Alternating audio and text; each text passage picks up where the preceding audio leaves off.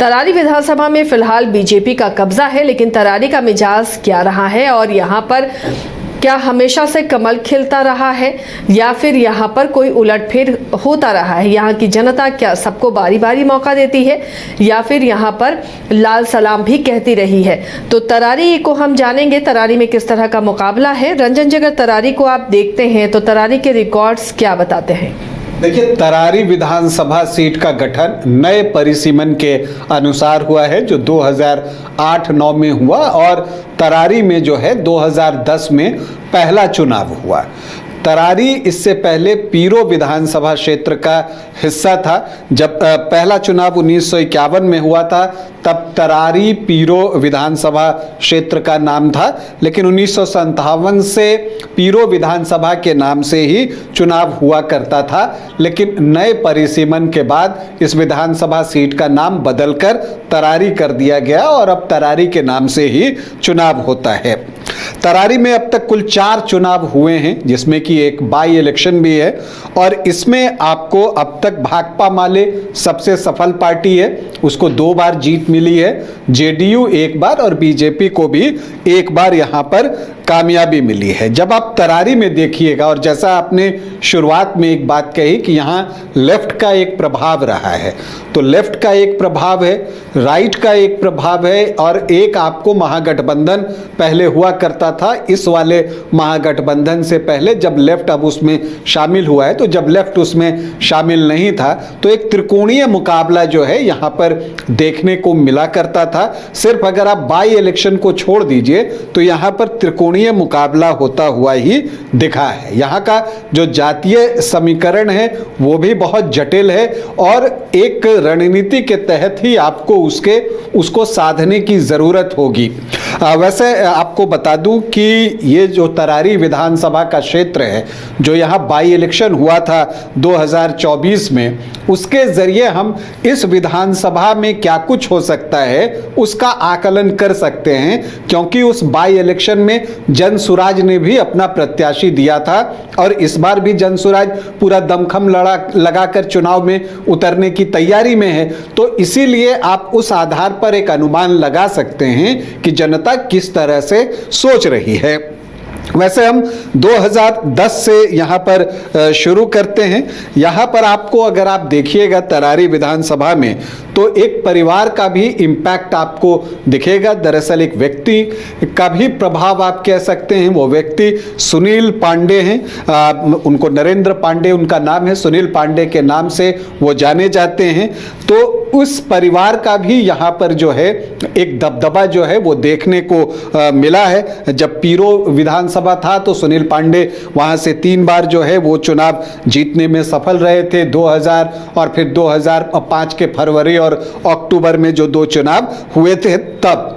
लेकिन जब तरारी विधानसभा सीट का गठन हुआ तो 2010 में सुनील पांडे एक बार फिर से चुनावी मैदान में उतरे जेडीयू के टिकट पर और उनके सामने आरजेडी ने प्रत्याशी दिया था आदिब रिजवी को और सीपीआई-एमएल से जो है कामता प्रसाद सिंह जो हैं वो प्रत्याशी थे।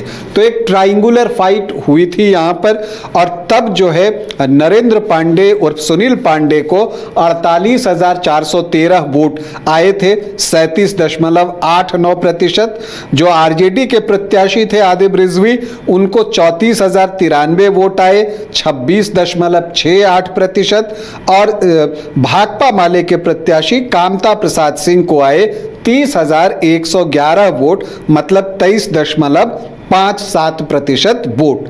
तो एक कंप्लीटली ट्रायंगुलर फाइट था जहां सभी ने अपने अपने हिस्से के वोट निकाले। तो सबसे बड़ा हिस्सा मिला सुनील पांडे को 37.89% वोट का और यही वजह है कि वो 14,320 वोटों से चुनाव जीतने में सफल रहे। उनके नियरेस्ट राइवल रहे आरजेडी के आदिब रिजवी। फिर 2015 आता है, परिस्थितियां तब बदल गई थी।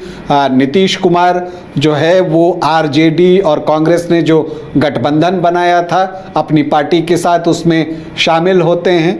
और ये सीट जो है तब यहाँ पर आप देखिएगा कि कांग्रेस को दी जाती है लड़ने के लिए, और इन सब के बीच जो है जो सुनील पांडे हैं वो एलजेपी ज्वाइन कर लेते हैं।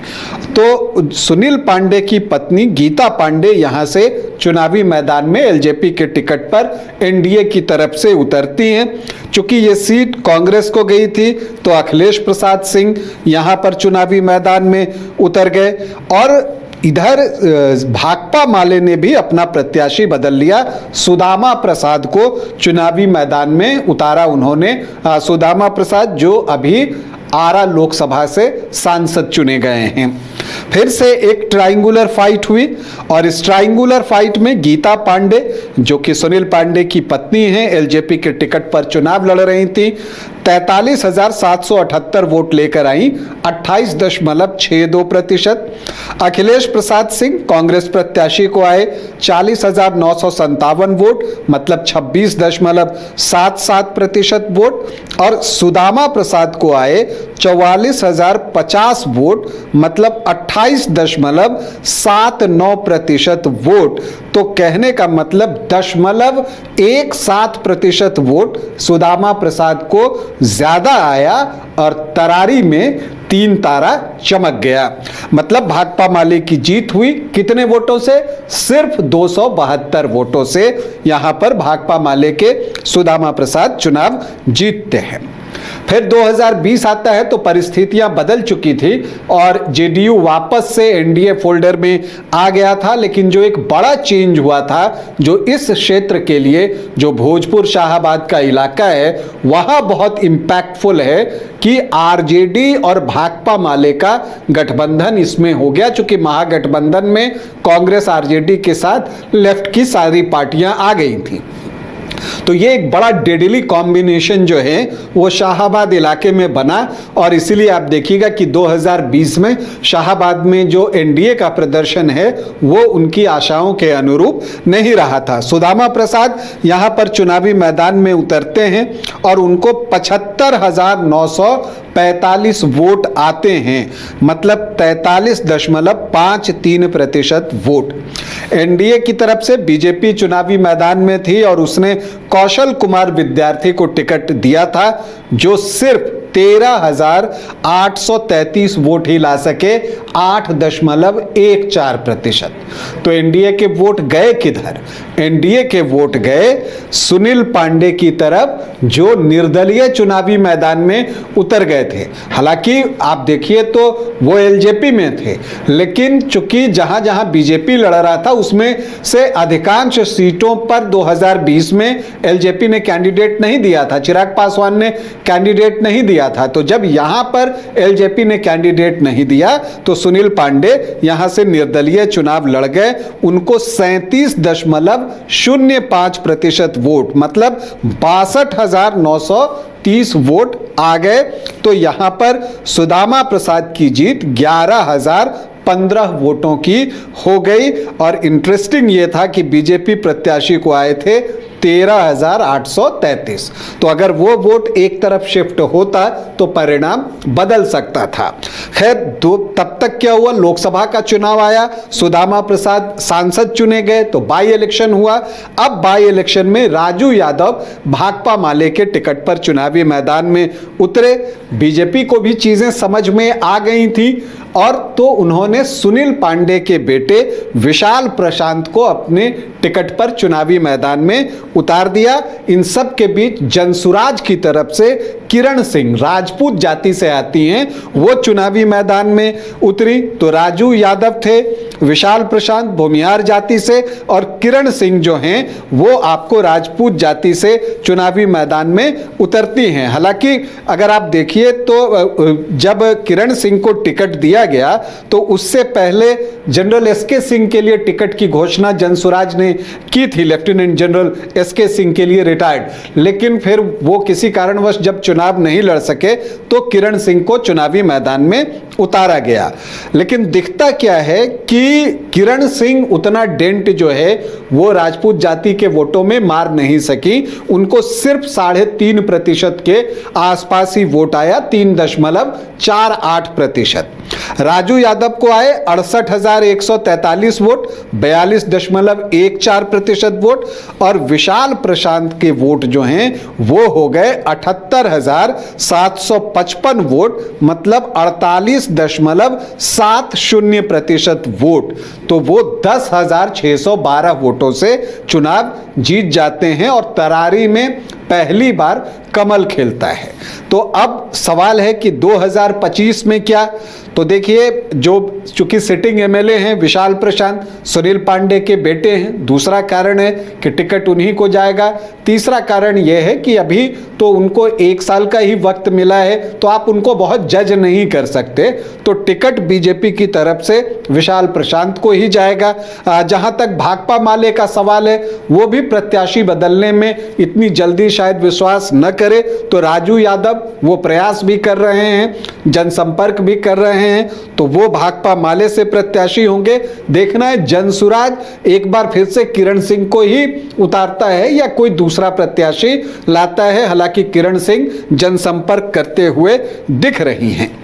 अब अगर आप यहाँ के जातीय समीकरण को देखिए और समझिए तो वो बहुत इंटरेस्टिंग है। यहाँ पर अनुसूचित जाति के वोट 18.32% हैं, जो मुस्लिम वोटर्स हैं वो 10.6% हैं, यादव वोटर्स 10 से 11% हैं, तो जो एमवाई है वो 20.5 से 21.5% है। तो ये तो कंफर्म है कि आरजेडी यहाँ इस सीट के लिए दावा नहीं करने जा रहा है, वो भाकपा माले को ही ये सीट लड़ने के लिए देगा। जो राजपूत हैं वो 6 से 6.5% हैं, भूमिहार यहाँ 19 से 21% हैं, तो उनकी बहुलता है। ब्राह्मण भी 8.5 से 9.5% हैं। तो जो सामान्य जाति के वोट हैं तरारी में वो आपको 32-34% के आसपास पहुंच जाते हैं। इसके अलावा अगर आप देखिए तो कुशवाहा और कुर्मी वोट अगर आप देखिए तो वो भी 5.5 से 6.5% के आसपास हैं, जिनको की माना जाता है कि लवकुश वोट नीतीश कुमार को वोट करते हैं। वैश्य यहाँ पर 10.5 से 11.5% है। तो जो जातियाँ एनडीए को वोट करती हैं उनका आंकड़ा 50% के आसपास पहुंच जाता है।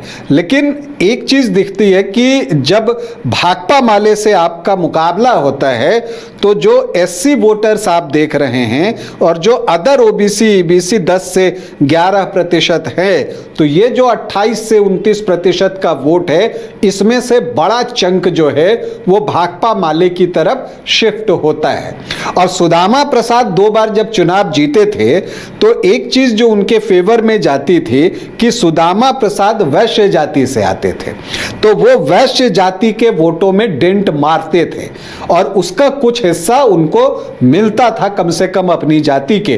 तो वो वोट जब उनकी तरफ शिफ्ट होते थे तो उनको एक एज मिल जाता था इस कांटे की लड़ाई में। जब आप राजू यादव को प्रत्याशी बनाते हैं तो वो डेंट वैश्य वोटों में नहीं लगता, न भूमिहार वोटों में लगता है, तो एनडीए के जो कोर वोटर्स हैं उनमें वो डेंट नहीं लगता। लोकसभा चुनाव में तो सुदामा प्रसाद को यहां 47.74% वोट आए थे, क्योंकि तब कुशवाहा वोटर्स में भी डेंट लगा था, जो पवन सिंह वाला और उपेंद्र कुशवाहा का जो एपिसोड था उस वजह से।